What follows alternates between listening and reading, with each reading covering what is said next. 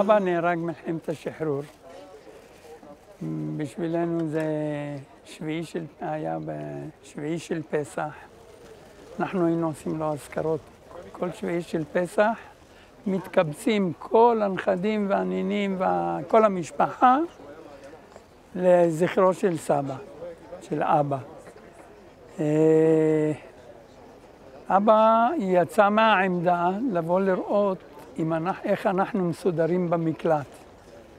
היינו שבעה אחים ואחיות.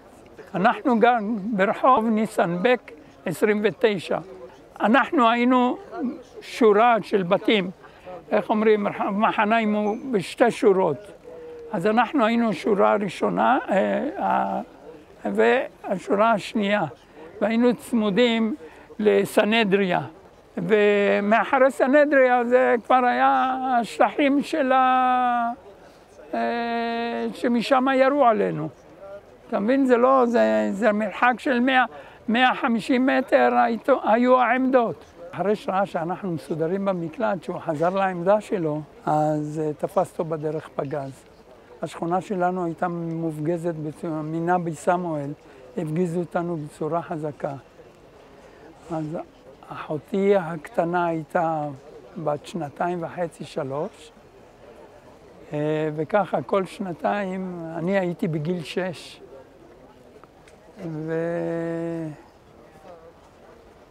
זהו, היה קשה, היה קשה.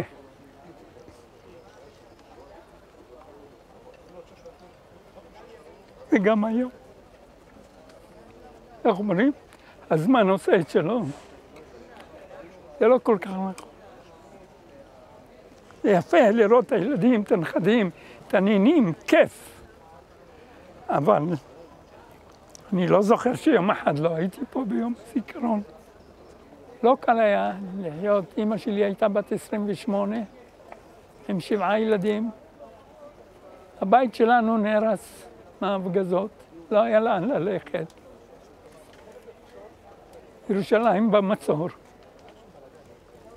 מי יבוא ומי... זה היה קטסטרופה. זה לא כמו שהיום קורה מקרה, אסון. כל האנשים מסביב באים ועוזרים, כולם באסון. כולם אין להם מה לתת. רוצים לתת, אבל אין מה לתת.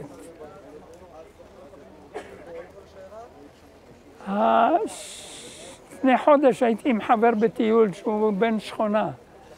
אז הוא מספר לי איך עבד מישהו שהוא עבד בבית חולים, אז היה מביא את השאריות שהחולים לא היו אוכלים. והיה אומר, היה מחלק את זה בין אבא שלו למשפחה שלו, שהוא איפשהו לילדים שלו. הוא אומר, זה בשבילך, זה בשבילי. אתה מבין? לא היה. זה היה ממש. ולא תגיד שמישהו יכול לעזור. לא, הממשלה גם לא. מלחמת השחרור, ירושלים במצור. הכל בלגן, זה לא... אנשים לא יכולים להבין. מה, לא היה לכם אוכל? אתה מבין, הם לא מבינים, לא היה אוכל. היה לנו בבית, הרוס, היה לנו קמח שנשאר בפסח.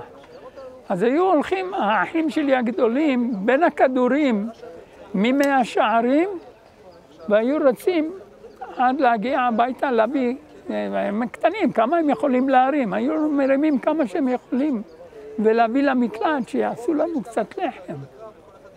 אם אני מספר לך שאימא שלי במלחמת 6 הימים הייתה בבית, והיו לה 5 חיילים בצבא. אתה מתאר לעצמך מה זה? שהיא עברה את הטראומה הזאת של מלחמת השחרור. זה לא פשוט.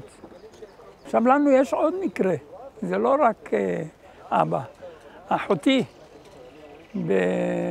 בתש"ע ב-68, הירדנים, אז היה עם הפתח שהיו עוברים את הירדן וזה, והיה כל הזמן התכתשויות.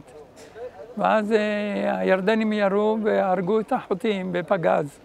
היא רצה מהבית למקלט כדי לראות מה קורה עם הילדים. אתה מבין? ואבא שלי מהמקלט לעמדה. והיא נהרגה ליד הבית. ממש ביציאה מהבית, היא נהרגה. לא ישכח אותנו